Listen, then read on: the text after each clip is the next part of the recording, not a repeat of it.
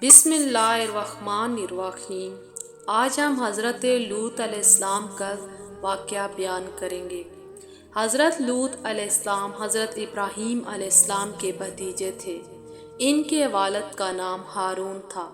حضرت لوط علیہ السلام کا بچپن حضرت ابراہیم علیہ السلام ہی کے زیر سایہ گزرا اور ان کی نشو و نما حضرت ابراہیم علیہ السلام نے ہی کی، اور حضرت لوط علیہ السلام وہ پہلے شخص ہیں جنہوں نے حضرت ابراہیم علیہ السلام کے دین پر ایمان لائے۔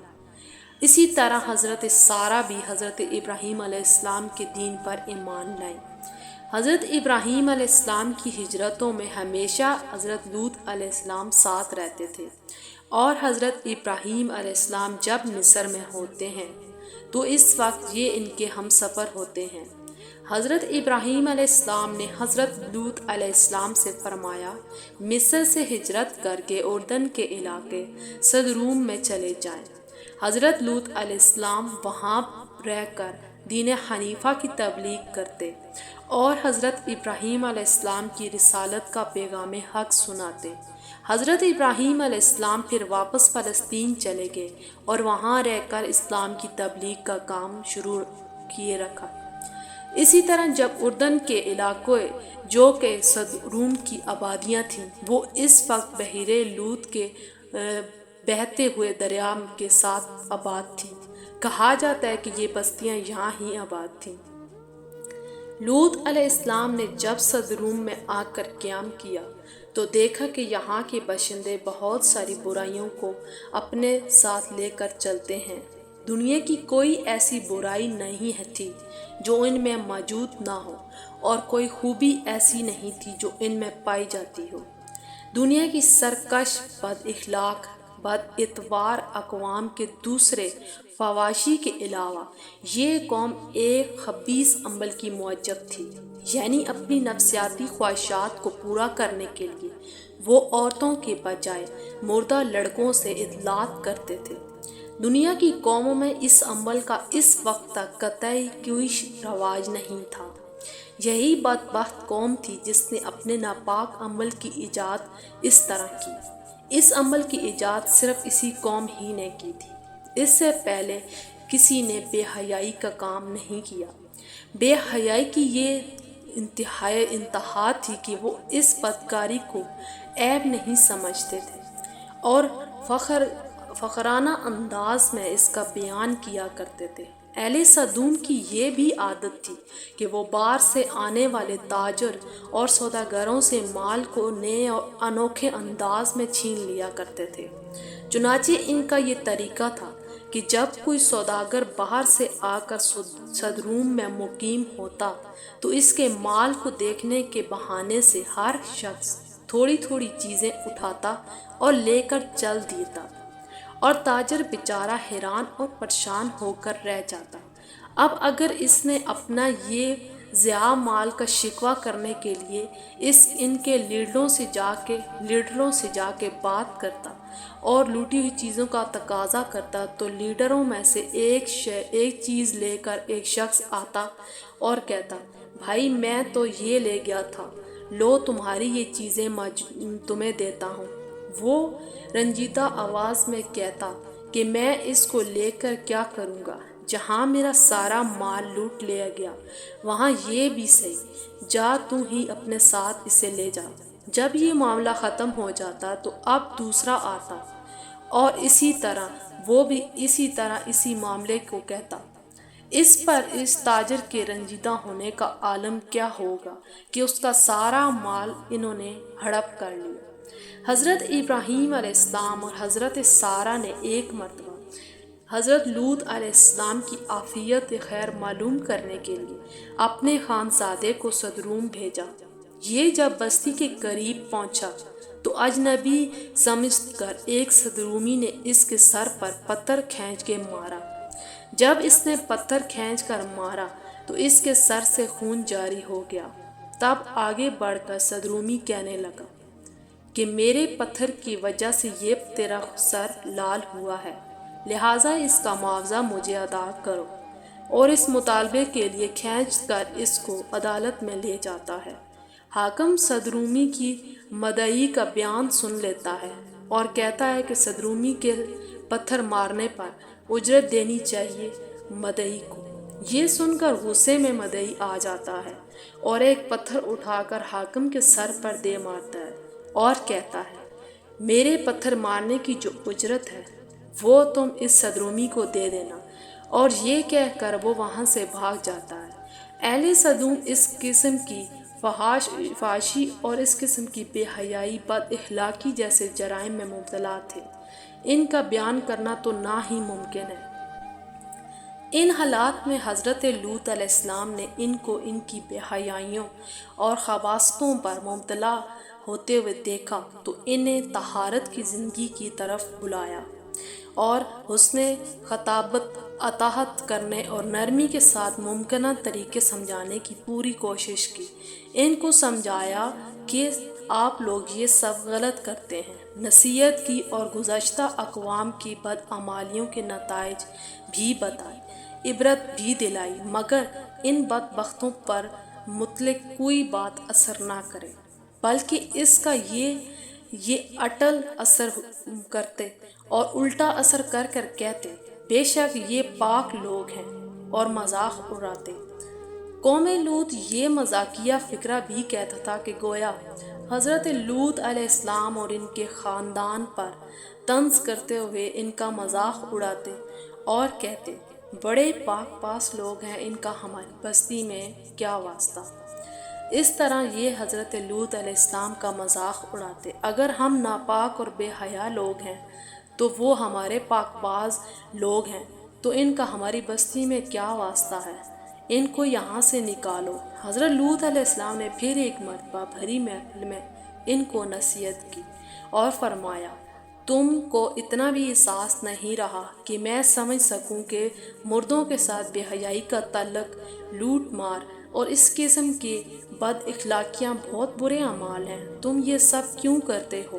بھری محفلوں اور بھری مجلسوں میں شرمندہ ہونے کے بجائے فخرانہ انداز میں ذکر بھی کرتے ہو، گویا یہ کارنامے ہیں یا یہ تمہاری بدعمالیاں ہیں۔ قوم نے اس نصیحت کو سن کر غم و غصے کی اندر آ جاتی ہے۔ لوط علیہ السلام بس یہ نصیحتیں اور عبرتیں بتاتے ہی رہتے ہیں انہیں، لیکن جب یہ قوم غصے میں آتی ہے تو یہ کہتی ہے لوط جب یہ نصیحتیں اور عبرتیں ختم کر چکے ہو، اگر ہمارے ان اعمال سے تیرا خدا ناراض ہے تو وہ عذاب لا کر دکھائے جس کا ذکر کر کر کے بار بار ہمیں ڈراتے ہو۔ اگر تم واقعی اپنے قول میں سچے ہو تو ہمارا تیرے فیصلے کا یہ الٹ ہے کہ اس خدا سے ہم پر عذاب لے کر آ کے دکھاؤ اگر تم سچے ہو تو۔ ادھر یہ سب ہو رہا ہوتا ہے کہ ادھر حضرت ابراہیم علیہ السلام کے ساتھ یہ واقعہ پیش آتا ہے۔ حضرت ابراہیم علیہ السلام جنگل سے ایک سیر کرتے ہوئے گزر رہے ہوتے ہیں کہ انہوں نے دیکھا 3 اشخاص سامنے کھڑے ہیں۔ چونکہ حضرت ابراہیم علیہ السلام نہایت متواضع مہمان نواز ہوتے ہیں اور ہمیشہ ان کا دسترخوان مہمانوں کے لیے وسیع رہتا ہے، اس لیے ان تینوں کو دیکھ کر وہ مسرت فیل کرتے ہیں، ان کو اپنے گھر لے آتے ہیں اور بچڑا ذبح کر کے ٹکے بناتے ہیں اور بھون کر مہمانوں کے سامنے رکھتے ہیں، مگر انہوں نے کھانے سے انکار کر دیا۔ حضرت ابراہیم علیہ السلام نے سمجھا کہ یہ کوئی دشمن ہے جو حسب دستور کھانے سے انکار کر رہے ہیں۔ اس پر وہ پریشان ہوتے ہیں اور کہتے ہیں کہ آپ لوگ کون ہیں؟ حضرت ابراہیم علیہ السلام کی پریشانی دیکھ کر مہمانوں نے جب حضرت ابراہیم علیہ السلام کا اضطراب دیکھا تو انہوں نے ہنس کر کہا آپ گھبرائیں نہیں، ہم خدا کے فرشتے ہیں اور قوم لوط کی تباہی کے لیے بھیجے گئے ہیں، اس لیے صدروم جا رہے تھے۔ جب ابراہیم علیہ السلام کو اطمینان ہو گیا کہ یہ دشمن نہیں ہیں تو ملائکۃ اللہ سے کہنے لگے۔ اب ان کی رقت لقب اور جذبہ ہمدردی امڑ آتی ہے اور کہتے ہیں کہ حضرت لوط علیہ السلام کی جانب سے جھگڑا شروع کر دیتے ہیں اور کہتے ہیں تم اس قوم کو کیسے برباد کر سکتے ہو جس میں لوط جیسا خدا کا برگزیدہ نبی ہو، اور وہ میرا برادر ذات بھی ہے اور ملتے حنیصف کا پیروکار بھی ہے۔ فرشتوں نے کہا ہم سب جانتے ہیں وہ خدا کا فیصلہ ہے، لیکن قوم لوط اپنی سرکشی، بد عملی، بے حیائی اور فحاشی پر اصرار کی وجہ سے مشہور ہے، اور وہ اس سے باز نہیں آ رہی۔ سو لوط اور اس کا خاندان اس عذاب سے محفوظ رہے گا۔ البتہ لوط کی بیوی قوم کی حمایت اور ان کی بد عملیوں اور بد عقیدیوں میں شرکت کی وجہ سے قوم لوط ہی کے ساتھ عذاب میں رہے گی۔ غرض حضرت لوط علیہ السلام ابلاغ حق کی وجہ سے مشہور تھے۔ حضرت لوط علیہ السلام چونکہ نیک برگزیدہ پیغمبر ہیں، اس وجہ سے حضرت لوط نے یہاں تک غیرت دلائی کہ اس بات کو نہیں سمجھتے تھے۔ اسی طرح فرشتوں نے بیان کیا، اور ادھر حضرت لوط علیہ السلام نے یہاں تک غیرت دلائی کہ اس بات کو نہیں سوچتے کہ رات دن جو اسلام کی سرے مستقیم کی دعوت پیغام تمہیں دیتا ہوں، اس کی اجرت تک نہیں مانگتا، کسی قسم کی اجرت تم سے نہیں مانگتا۔ میری پیش نظر تمہارے دین دنیاوی اور فلاح کے سوا اور کچھ نہیں ہے، مگر تم ہو کہ مطلق توجہ ہی نہیں دیتے۔ مگر ان کی تاریخ دلوں پر اس کہنے کا کوئی اثر نہ ہوا، اور وہ حضرت لوط علیہ السلام کو سنسار کرنے کی دھمکیاں دینے لگے۔ جب نوبت یہاں تک پہنچی تو اس پر سیاہ بختی نے ان پر سایہ کر لیا تھا۔ کس طرح بھی اخلاقی زندگی پر آمادہ نہ ہوئے، تب ان کو بھی وہی پیش آیا جو خدا کے بنائے ہوئے قانون جزا کا یقینی فیصلہ تھا۔ بد کرداروں پر اصرار کی سزا بد بربادی ہی ہوتی ہے۔ ملائکۃ الارض حضرت ابراہیم علیہ السلام کے پاس سے روانہ ہو جاتے ہیں اور سدروم پہنچ جاتے ہیں۔ لوط علیہ السلام کے یہاں مہمان ہوئے، اور یہ اپنی شکل و صورت میں حسین، خوبصورت اور نوعمر نوجوان لڑکے نظر آتے ہیں۔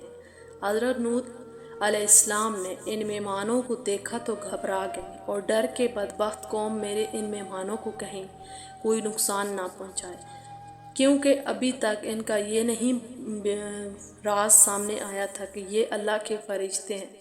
حضرت لوط علیہ السلام نے اسی حیض و بحث میں کہا، قوم کو خبر لگ گئی ہوگی۔ اس میں لوط علیہ السلام کے مکان پر چڑھ گئے وہ اور مطالبہ کرنے لگے کہ تم ان کو ہمارے حوالے کر دو۔ حضرت لوط علیہ السلام نے جب سمجھایا اور کہا، کیا تم میں سے کوئی بھی تسلیم فطرت نہیں ہے؟ کوئی انسانیت نہیں ہے تم لوگوں میں؟ تم کیوں اس لعنت میں گرفتار ہو؟ خواہش نفسانی کی افلاح کے لیے فطرت کو چھوڑ کر، عورتوں کو چھوڑ کر لڑکوں کی طرف مائل ہو۔ اے کاش میں تم لوگوں کو سیدھا کر سکتا، کاش تم لوگ میری بات مان جاتے۔ حضرت لوط علیہ السلام اس پریشانی کو انتہائی دکھ بھرے انداز میں بیان کرتے ہیں۔ جبکہ حضرت لوط علیہ السلام جب زیادہ پریشان ہوتے ہیں تو فرشتے نے کہا، آپ ہماری ظاہری صورتحال کو مت دیکھیں، آپ مت گھبرائیں، ہم ملائکۃ العذاب ہیں، اور خدا نے قانون جزائے عمل کا فیصلہ کر لیا ہے، اور خدا کا فیصلہ اٹل ہوتا ہے۔ وہ اب اس کے سر پر سے عذاب نہیں ہٹائیں گے۔ اب آپ کا خاندان عذاب سے محفوظ رہے گا، مگر آپ کی بیوی بے حیا لوگوں کی ساتھی ہے، جس کی وجہ سے یہ اسی عذاب میں مبتلا رہے گی۔ آخر عذاب الہی کا وقت آ پہنچا، جب حضرت ملائکۃ الارض کے اشارے پر حضرت لوط علیہ السلام اپنے خاندان سمیت پورے خاندان کو لے کر دوسری جانب سے نکل جاتے ہیں اور سدروم سے رخصت ہو جاتے ہیں۔ ان کی بیوی ان کی رفقت سے انکار کر دیتی ہے اور راستے سے ہی لوٹ آتی ہے، سدوم واپس چلی جاتی ہے۔ آخر شب ہوئی تو اول ایک ہیبت ناک چیخ نے اہل سدوم کو تہہ بلا کر دیا، پھر آبادی کا تختہ الٹ کے رکھ دیا، اور پھر پتھروں کی بارش نے ان کا نام و نشان مٹا کے رکھ دیا، جو گزشتہ قوموں کی نافرمانی اور سرکشی کا انجام ہو چکا ہے۔ حضرت لوط علیہ السلام اپنے خاندان کے سدروم سے ہجرت کر جانے کے بعد سدروم کی قریبی بستیوں میں آباد ہوتے ہیں۔ قریب ہی ایک خوبصورت بستی کے اندر آباد ہوتے ہیں۔ جب انہوں نے سدوم کی جانب دیکھا تو وہاں ہلاکت اور بربادی کی نشان موجود تھے، اور کچھ باقی نہ تھا۔ حضرت لوط علیہ السلام نے پھر اس بستی کو بھی چھوڑ دیا اور اس کے قریب ایک پہاڑ پر جا کے آباد ہو گئے اور امن و امان سے رہنے لگے، اور وہیں ان کا انتقال ہو گیا۔ اسی طرح حضرت لوط علیہ السلام کی قوم عذاب سے دوچار ہوئی۔